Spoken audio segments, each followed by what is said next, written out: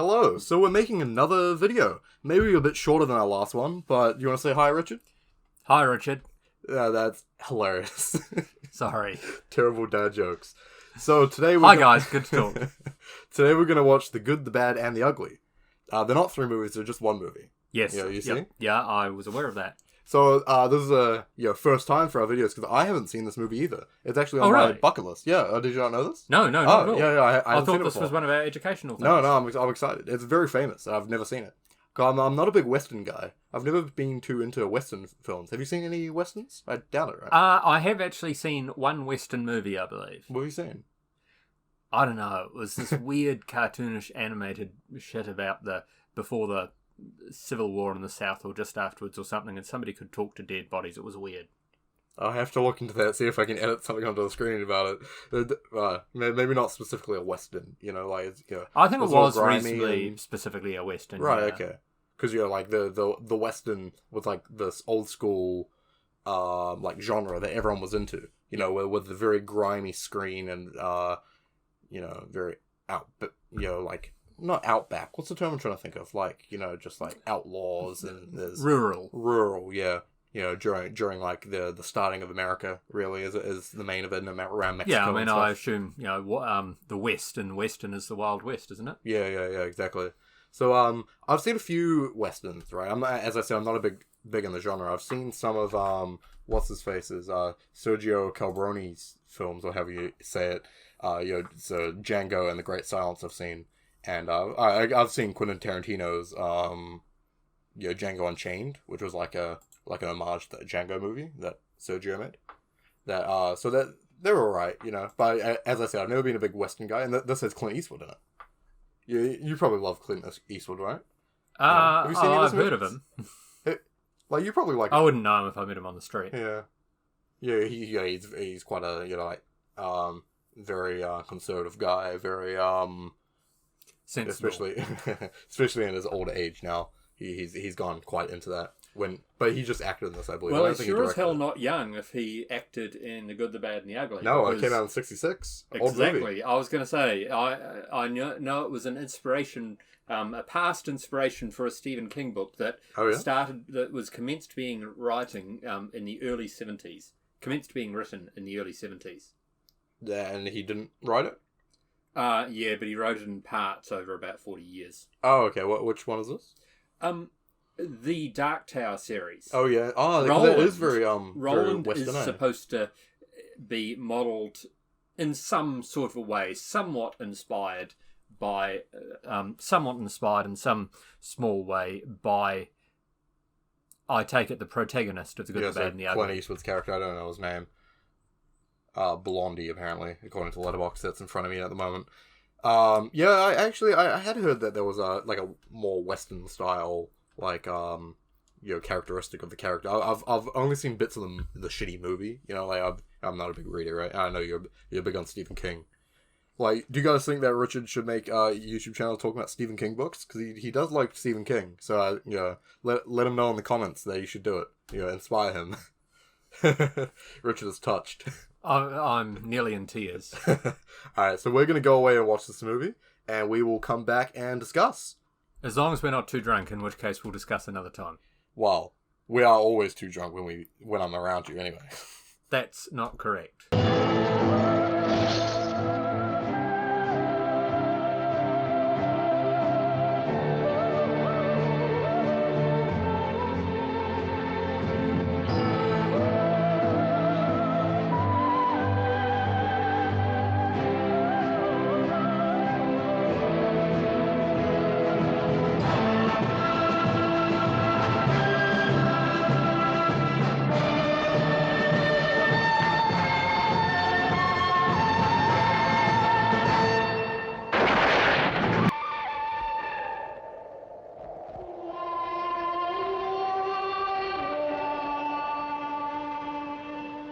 Yo, so we just watched, what's the movie called? Under the Silver Lake. No, the wrong movie. The Good, the Bad, and the Ugly. Yes, that's what we watched. I wished you just watched Under the Silver Lake. Wait, I did like this movie. So, anyway, Richard, what did you just watch? We just watched a Western. Yes, and did you like it? Yeah, it was good. Yeah? It was fun. Yeah, I liked it too. So as I said, I hadn't seen it before either. So it's fun to watch a movie together that I hadn't seen. But yeah, I enjoyed it too. So would you like to, before we get into how we liked about it, what we liked and didn't like, do you want to run over the synopsis like we normally do? Well, yeah, it's not going to be as easy as sometimes. Basically, at the start, there's a guy who is being hunted by various people, well, by bounty hunters really, but just general people over in the Old West. And he keeps getting caught by people, and his friend saves him. And eventually it transpires that the friend is, in effect, letting these situations happen and turning him in, and then saving him at the last moment, including saving him from the rope. Yeah, so, one of them is, the ugly, and the other one is the good. There's, like, three main characters, right? I'm not going to remember their names, but one was the ugly, one was the good, and Clint Eastwood was the good. Even though, like, as our other friend who was watching it with us pointed out, that, like, it's not like he did anything good. Like, he was still a scoundrel. He was still, like, a bad person the whole time. Like, he was still doing bad things. So it's kind of funny. Just good looking, I guess. Yeah, I think that was how they were telegraphing the good to us, which, I mean, that's how people usually telegraph good to us, so... Well, I guess, yeah. And so, what are you saying? I'm the good and you're the ugly or the bad? If you can't tell, I won't tell you. Alright, so keep going in the synopsis. Okay, so, anyway, this happens a few times, and then they have a bit of a falling out. And this goes back and forth. They get each other and nearly kill each other, and vice versa, and vice versa. At some stage, it becomes obvious to them that there is $200,000 in gold in a specific grave at a specific site. This is after Blondie has nearly been killed by Tuco. And yeah, Blondie and Tuco, those are the names, yeah. Yeah, Blondie is the Blondie is character. The good, Tuco is the ugly, and Angel Eyes is the bad. So-called, I think, because of his reasonably piercing blue eyes. Yeah, so like Angel Eyes was also after the money that Tuco and Blondie found, or they found out about, and they were all three of them were on their way towards the money. Yeah, I mean that's really the story. They had one or two small adventures on the way to getting the money. Eventually, they all ended up at the cemetery at the same time, and in a three-way shootout, they kill Angel Eyes. Blondie makes Tuco at gunpoint dig for the money. He then splits it half and rides off into the sunset after putting Tuco in a bit of a situation and then shooting him out of it. Yeah, like it was just to tease him a bit, try to annoy him a bit. And what I was thinking about the structure of the film, as you said, how this is the main structure, this is the main story, but they went through a few shenanigans and a few adventures along the way. And I felt it was very similar to, say, like a TV show or even a book, right?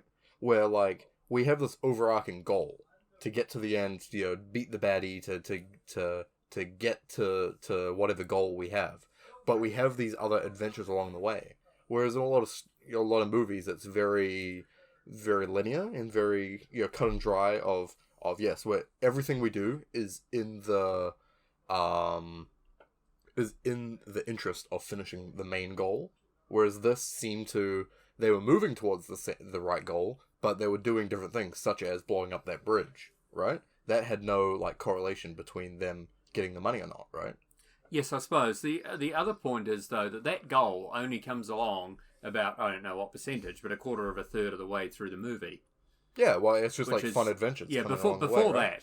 that, it's just setting scenes and, being quite westerny. Mm. Then it focuses back on them. Yeah. How'd you like the score? The music?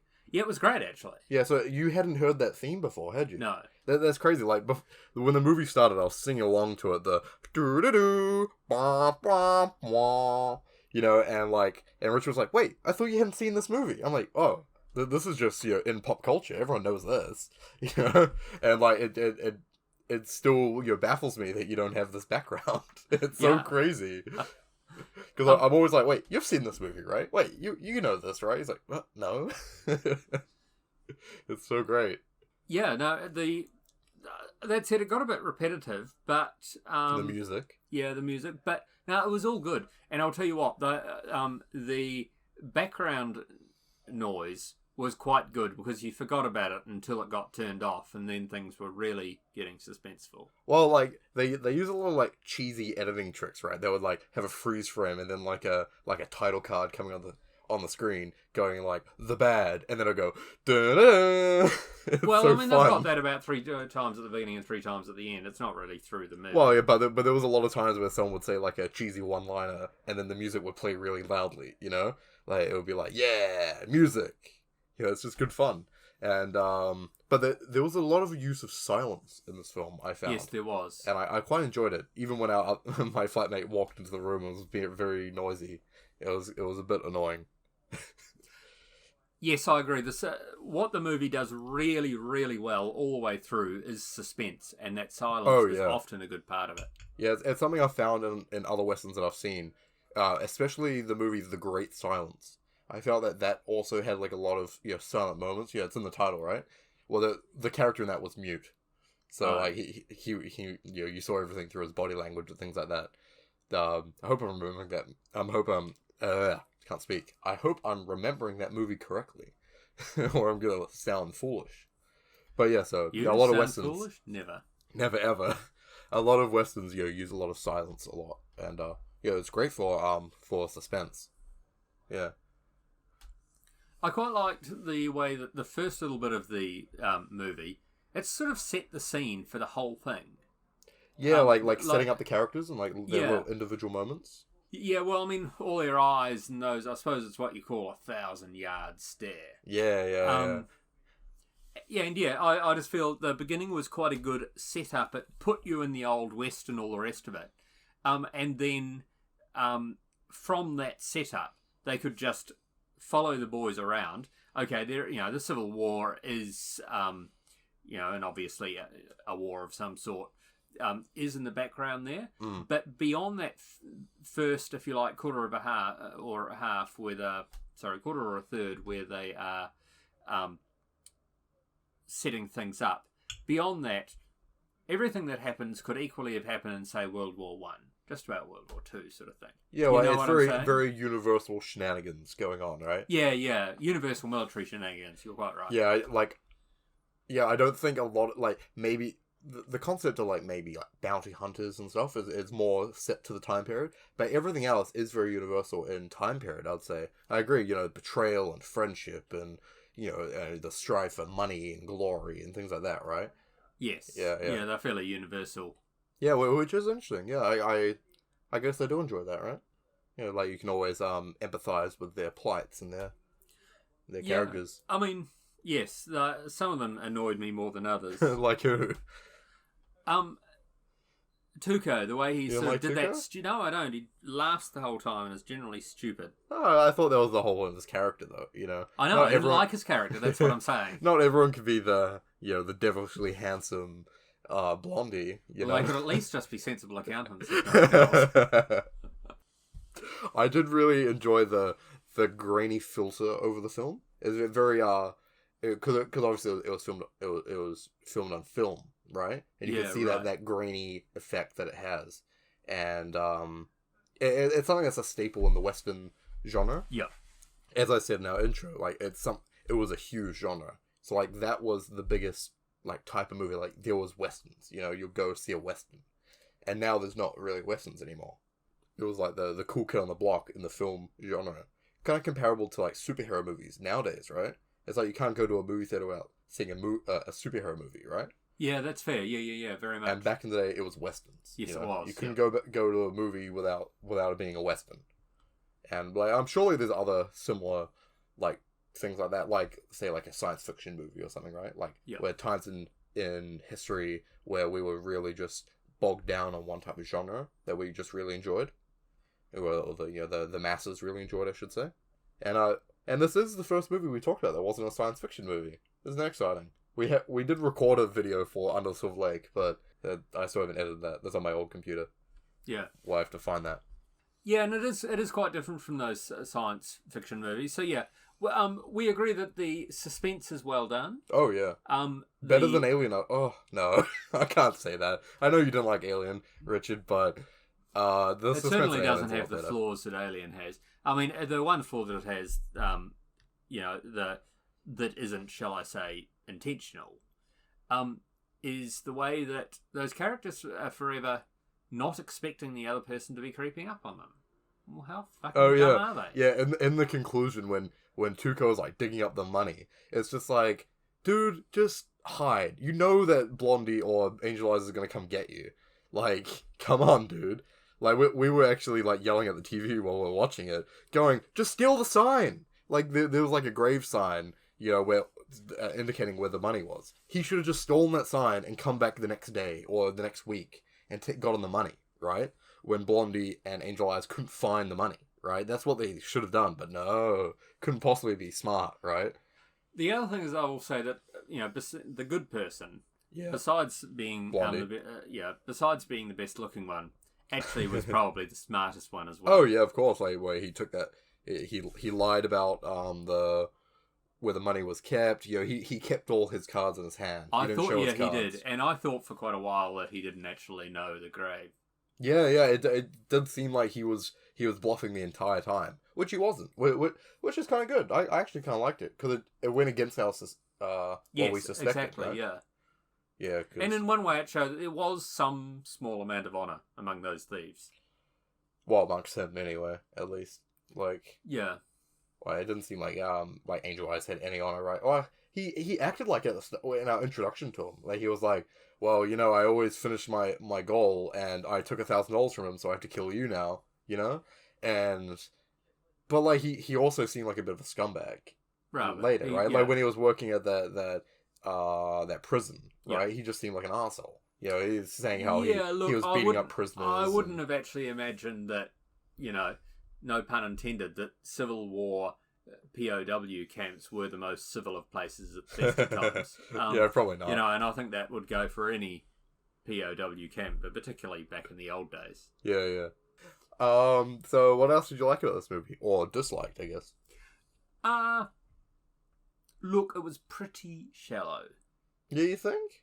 Yes. You don't think it I'm not saying it's the deepest movie, but you don't think there was things like, betrayal and friendship and well, there was lots of betrayal, tropes, but there wasn't. I don't think there was much there was no character arcs, for instance. None of the characters grew. I guess it was right. It was just a bit of a western. You were watching it for the desert and the sun and the horses and the pistols and the saloons, basically. And a bit of Civil War in the background. And if that's what you wanted, that's what you got. It was great. Yeah, you did really see the same characters begin and end, right? You didn't really see them forgive each other or become closer friends or worse friends or grow or change. Yeah, you're definitely right. That there's no character arc at all, which was interesting. Like so you're basically you're just following the narrative, and you're just trying to see if they get to their goal.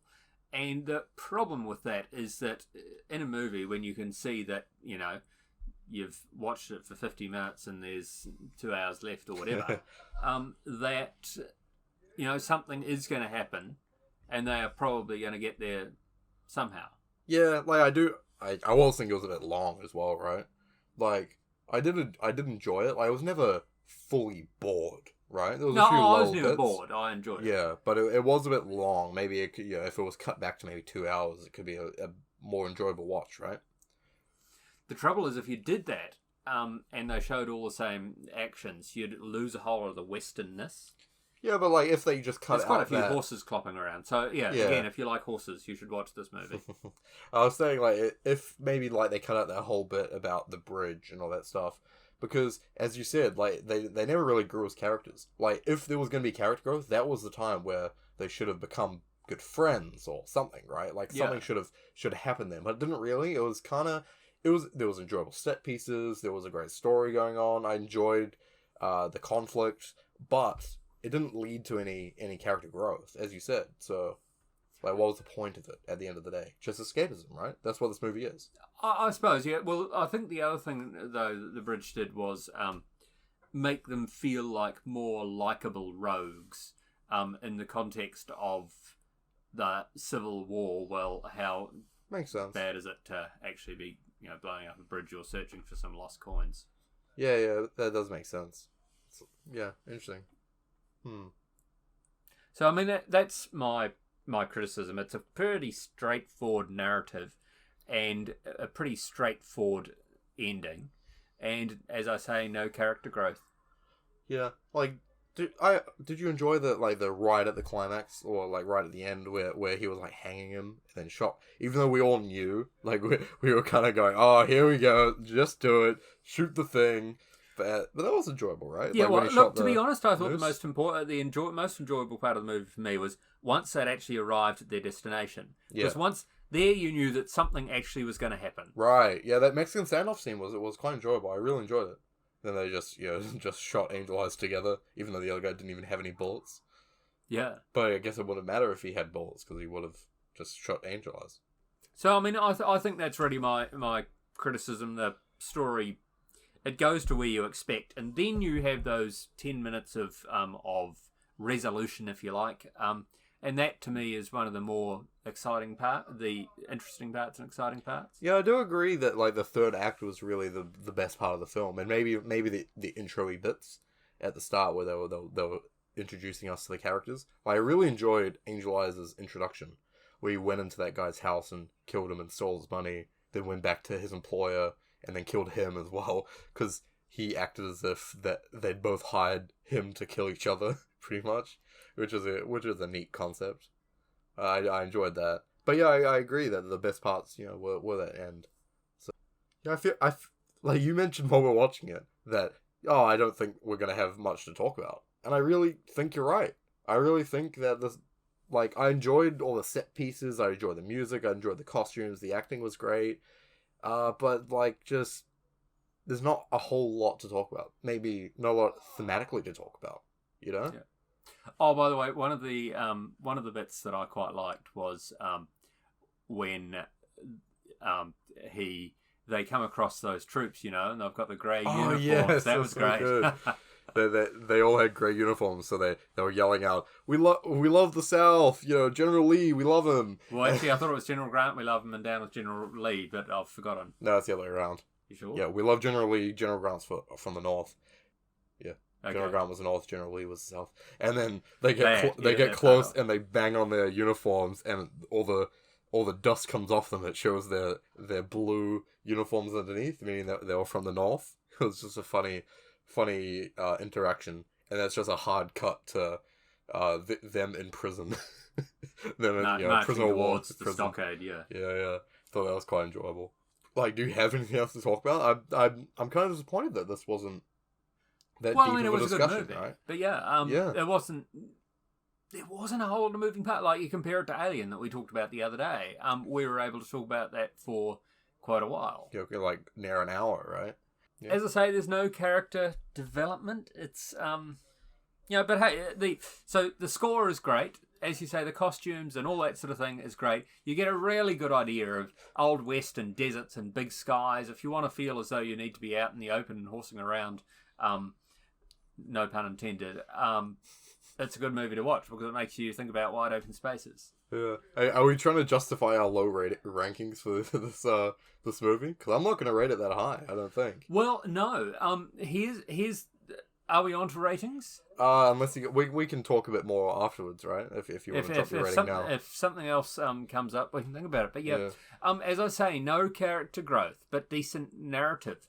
Now, what I wanted, so if it's got no character growth, it's got to be worse than Sonic, right? It's well below Jojo Rabbit, for instance. But Jojo Rabbit was a good film. You did love Jojo Rabbit, eh? Yeah, I did. It was really good. It's not. It's a little bit similar to 13, which you haven't seen and I have. But it's it is. I think there's more themes, more complex themes in 13. But of course, it takes Don't read it. I'm going to show it to I'm you. checking it out. Why? I'm not reading it. Yeah, I'm just looking on Letterboxd. Don't read it. Watch it fresh. Come on. Yes, Richard. That's what I do for your movies.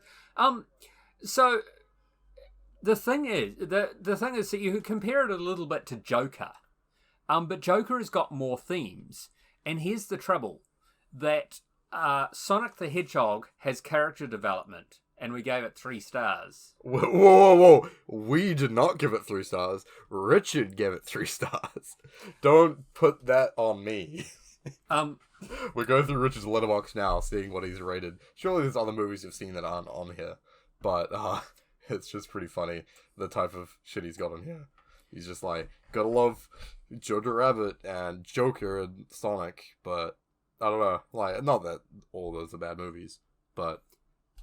yeah, Sonic look. The thing is, it's not as it's pretty equivalent to Sonic. You know, you're thinking of 3 stars. I'm thinking of a 3. I don't think it deserves the full half star less. To 2.5. Interesting, because I'm 2.5 or 3 though. Probably 3. I'm looking at a 3.5.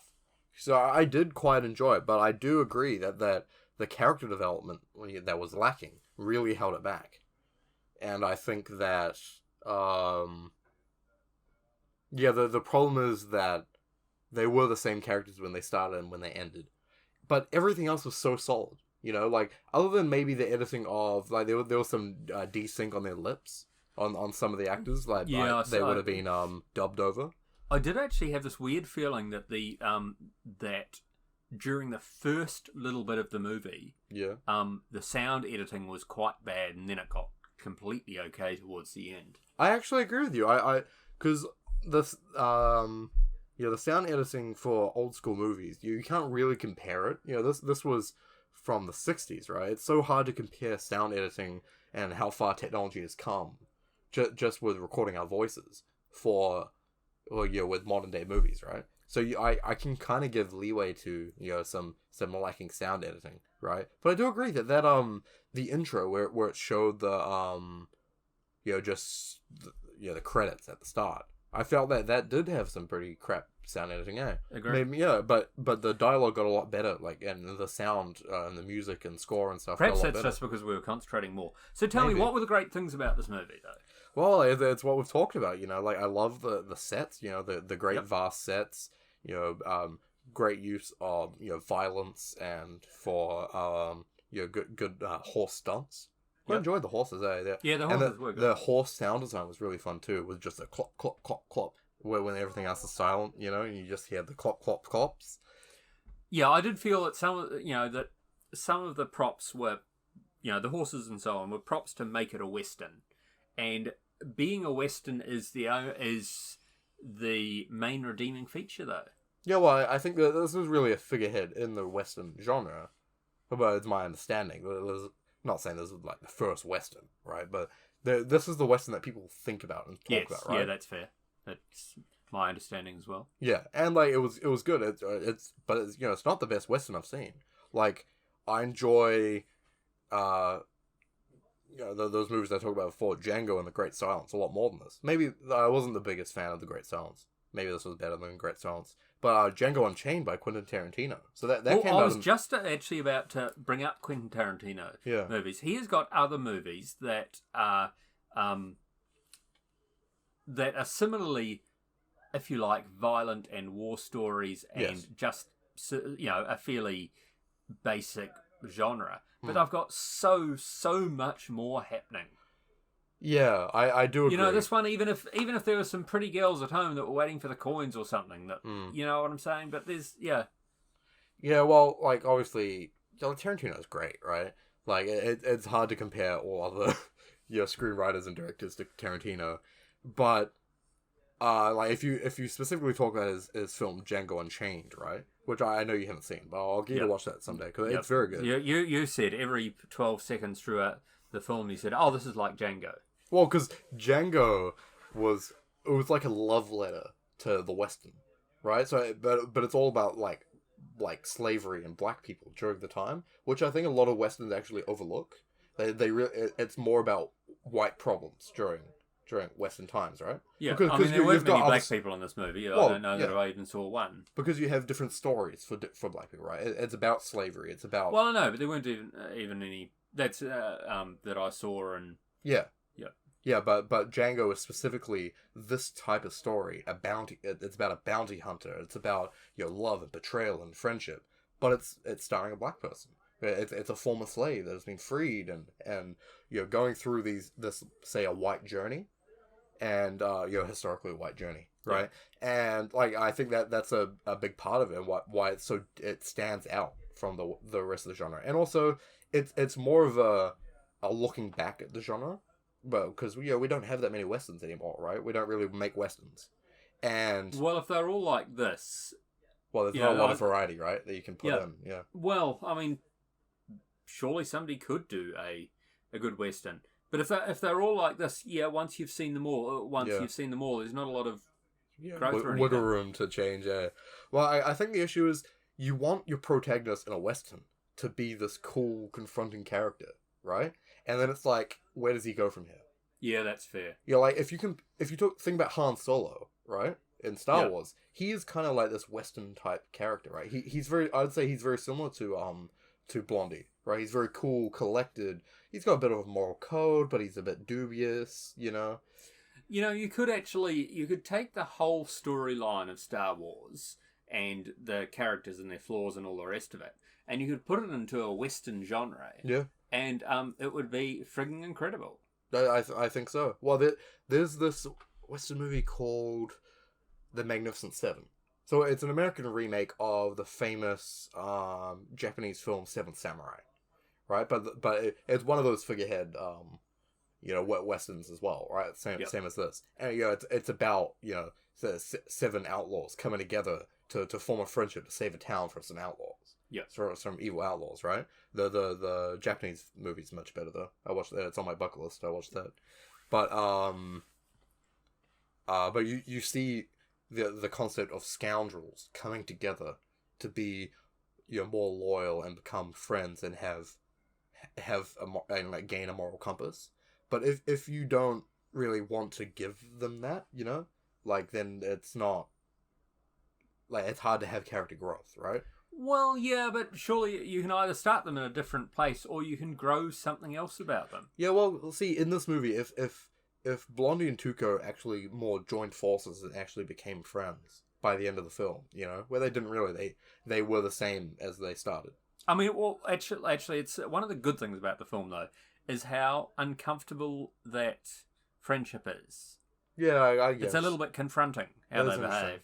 Yeah, because they have to depend on each other, but they're also scared that the other one's going to double cross them at any time, and they do. Yeah, multiple times they double cross them, and they have enough. to. Yeah, perhaps I'm just naturally cautious. maybe you would be more cautious. Well, you took the bullets out of Tuco's gun. Yeah, cautious. Yeah, true that. Yeah. So yeah, as I said, I'd give it 3.5 stars, and I could see myself seeing it again. I'm not going to rush to watch it again though. I'd probably want to watch other westerns instead of this again, Yeah, look, to be honest, I'd probably need to have seen all your DVDs before I watched it again. I think there is a bit of an explanation that needs to be made here about ratings. Yeah. And I'm talking about my ratings here rather than Shay's. For the most part, the films that I've watched have been classics or ones that I've had a specific interest in. Or ones that Shay has specifically wanted to show me for whatever reason. As such, they're not just a normal, they're not just a random selection of DVDs from his bookshelf. Right. So, my Letterboxd profile has quite a large number of 4 movies. Not, 4.5. They should really only be about 20%. So, this movie is getting compared to the best quite of the best. Good, quite good stuff. Well, frankly, the average person, the non-cinephile, right, the person that doesn't watch 10 movies a week or whatever, they more or less should be watching the best of the best films, right? Like if they're not watching 4+ movies, they're kind of wasting their time, right? Because if you only watch a movie every 2 weeks, you kind of want to watch a 5-star film, right? Well, you kind of yeah, want to watch but a how do movie you you're know gonna what a love. 5-star film is? You watch Tui Critic and you get told what to watch. But the thing is that there is I'm thinking of one or two in particular DVDs that are on your bookshelf and I want to watch them, and you're like, no, don't look at that, it's shit, and it's like you haven't even watched it. How do you know it'll be shit? He keeps looking at the movie Richard and Nixon, and I bought Elvis and Nixon, and I keep Richard and Nixon. Funny, I bought it on a whim when I saw it at the warehouse at the store, and I thought it was so ridiculous. What a ridiculous concept! It has Kevin Spacey and Michael Shannon. This is gonna be crazy, and then I'm never in the mood to watch it. But Richard always seems to be in the mood to watch it every time it's over. Can we watch this? Can we watch this? I mean, Shay has basically closed his mind to it, and it might well be utter total trash. But I don't know that it will be. You see. All right, if you guys want us to watch it, put it in the comments, and we can watch it for our next video. We're going to watch it in any case, but we just wouldn't have naturally. We wouldn't have naturally done a thing about it. If you want us to, I guess we can. Well, yeah, we are definitely going to watch it. Yes, Richard. Like, when the Tui Critic moves into my nest... Oh, yes. So, little breaking news. I'm moving out of my flat and moving into Richard's spare room for a few months. So, I guess these might be more frequent videos in a couple of months. Because I'll be able to just make Richard watch a movie. It's going to be great. Yeah, apart from the fact that we'll never be home at the same time, but that's okay. Not if I quit my job, eh? Well, it's all very well for you to quit your job, but I'm not going to be quitting mine. So you can't be the provider of the household. Anyway, that's not relevant. That's not relevant. Sorry. So yeah, I mean, we do have these criticisms of this film. Yeah. But that said, it's a good watch. If you like westerns, it's great. Yeah, but if you like westerns, you've already seen this film. You know, because how do you like westerns and not seen the most famous western? You know? Also, if you like horses clopping around, it's great. And I said if you like horses clopping around because if you actually love horses for what they are, you won't enjoy seeing them get cannonballed. No, there was that cannonballed horse. That was pretty funny. See, I enjoyed that point, the whole thing started becoming epic. Yeah. It was almost worth the build-up. This movie was epic. Epic is Shay's favourite word. I do like calling things epic, more ironically, but then it just goes into my life and just become non-ironically, you know? It's like I'll use the term hella. You know, that's hella cool, you know? You have picked up a number of dope. Americanisms. I call things dope. Yeah, that's pretty dope. But all of these mannerisms and things I say come from me using it ironically. He picks them up in movies and they're horribly Americanized most of the time. Bowler was the other one. Baller was the other one like he came up with. Richard did text me the other day saying, "So how do you spell this baller?" And he it was in a voice message so he could get me to spell it out to him.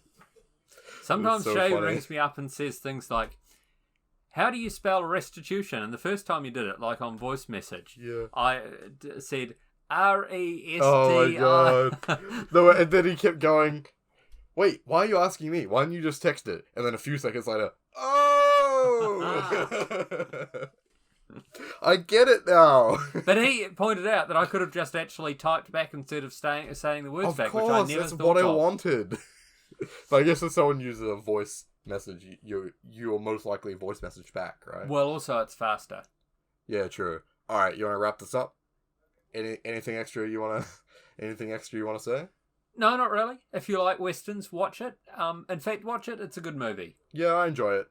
Yeah, it was good. It's like I know you probably would say Alien is the worst movie we've seen out of the 4 movies we watched or 4 videos we have, but I would probably say this is the worst movie out of the 4 movies we've rated.